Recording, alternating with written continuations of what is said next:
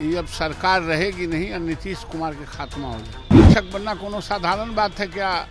पहले बीएड के एग्जामिनेशन दीजिए, फिर बीएड पास कीजिए, फिर एडमिशन लीजिए, फिर नेट पास कीजिए, फिर बीपीएससी पास कीजिए, तो उतना में आईएएस नहीं बन जाएगा। उससे ज़्यादा देंगे नहीं, चौथा अटेम्प्ट में कोई आदमी मिलेगा नहीं। देखा है महिला आरक्षण नहीं दिया गया है और नीतीश कुमार ये पाखंडियों के जमात को खड़ा किए हुए हैं। बिहार में जिस तरीके से फर्स्ट फेज की बहाली हुई उसमें कई सारी विसंगतियों का आरोप लगा रहे हैं अभ्यर्थी और लगातार गर्दनीबाग धरना स्थल पर अभ्यर्थियों का धरना प्रदर्शन जारी है।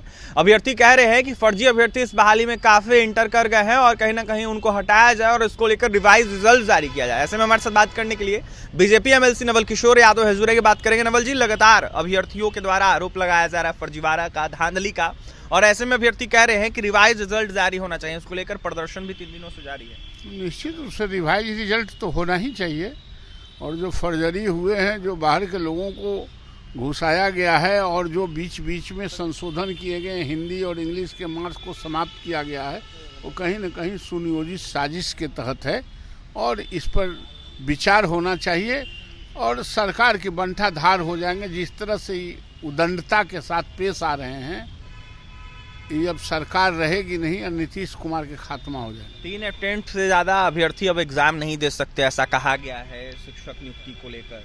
3 अटेम्प्ट से ज्यादा देंगे नहीं, चौथा अटेम्प्ट में कोई आदमी मिलेगा नहीं। शिक्षक बनना कोनो साधारण बात है क्या?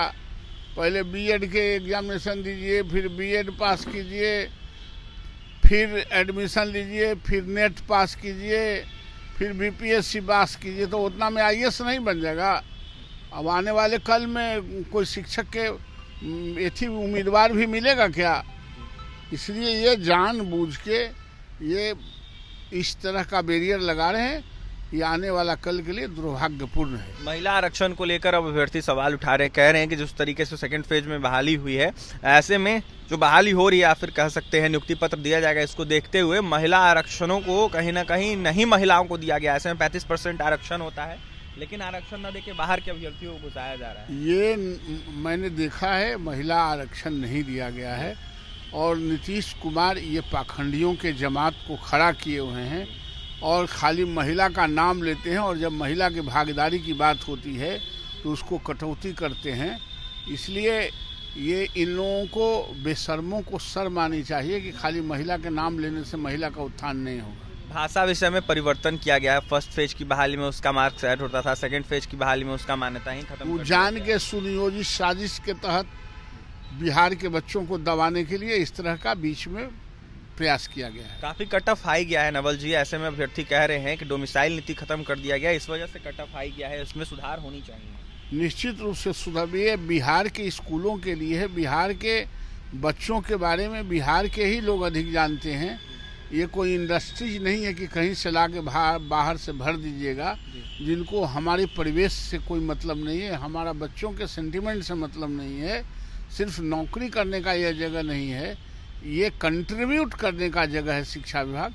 इसलिए ये बात कह रहे हैं। सारे विसंगतियों को खत्म करने की मांग करेंगे नवल किशोर? निश्चित रूप से खत्म करना ही होगा, वरना सरकार खत्म हो जाएगी। ये समय आ रहा है। देखिए, सरकार खत्म हो जाएगी अगर विसंगतियों को सरकार दूर नहीं करती है। तो ऐसे में नवल किशोर यादव थे बीजेपी एमएलसी शिक्षक बहाली को लेकर तमाम विसंगतियों को लेकर अपनी प्रतिक्रिया दे रहे थे, तो वहीं क्या कुछ कर थे आपने सुना है। तो फिलहाल इस खबर में इतना ही। हमारे चैनल के साथ बने रहें, हमारे चैनल को सब्सक्राइब करें, पेज को लाइक करें। पटना से सहयोगी अमित के साथ अभिषेक।